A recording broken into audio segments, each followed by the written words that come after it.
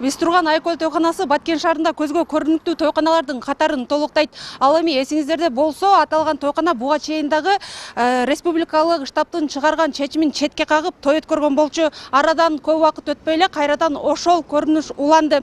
Ал эми бул жерде той өткөргөн той ээлери укук коргоо органынын кызматкери экени айтылды. Ал эми бул жерде жергиликтүү бийлик өкүлдөрү келип, бул жерде ишин токтотуу үчүн келген учурда тойкананын ээлери жок, чакырууга келбей коюшту. Той өтчү жайга санитардык эпидемиологиялык кызматы келгени менен ал жер ээн болуп турган. Бирок коноктор үчүн дасторкондор даярдалган болчу. Тойкана ээси да тойду өткөргөн жаранды да табыша алышкан эмес. 2 сентябрь күнү той өткөндүгү өтө өкүнүчтүү көрүнүш. Болгондо дагы мамлекеттик кызматкердин атайын баласын үйлөнүү үлпөтү өтүптүр.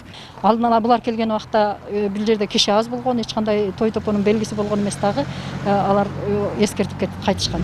Ал эми бул кийинирээк башталганда тойдун башталышы. Тойкана жабылат да канча убакытта? Качан абакты ташканга чейин. Себеби республикалык штабтын ушундай чечими бар. Эгерде чечимге баш ийилбесе, бир канча жолу айып, 1-2 жолу айып салынып эскертилгенден кийин баш ийбесе, анда ишмердүүлүгү токтотулат деген. Элди чогултуп той берген жаран Баткен облустук милициясында иштеген жаран экени айтылууда. Массалык түрдө чогултууга той аштарды өткөрүүгө уруксат берилген эмес. Мындан улам өкмөт башчы жергиликтүү бийлик өкүлдөрүнө абал боюнча тыкыр көзөмөл кылууну тапшырган деген менен баш ийбеген жарандар бар.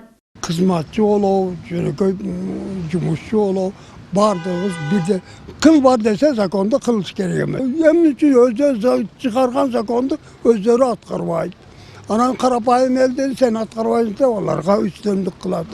Бул болбогон нерсе. 2 сентябрда болгон той бул укук коргоо органынын кызматкери өзү мыйзамды көзөмөлдөөчү орган, мыйзамды тартипти сактоочу милиция кызматкерлери баш болуп мына ушундай тойду өткөрүп, жергиликтүү бийликти кенебестикке алганы бул албетте өкүндүрөт.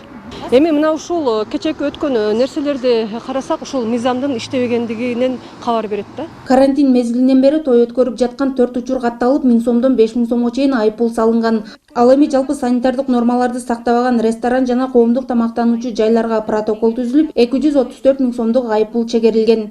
Айкөл кафесинин ээси буга чейинки учурда протокол берилип, эскертүүлөр берилген, штрафтар салынган. Уже кечкисинде тартылган видеолорго, съемкаларга караганда ал жерде эч кандай санитардык талаптарга жооп бербейт. Ал жерди жергиликтүү бийлик менен штабтын чечими менен гана ал жерди жапканга туура келет. Айкөл тойканасы буга чейин да мыйзамды бузганы маалым болду. Тийиштүү кызматтар тарабынан тойкананын ишмердүүлүгү токтотулду.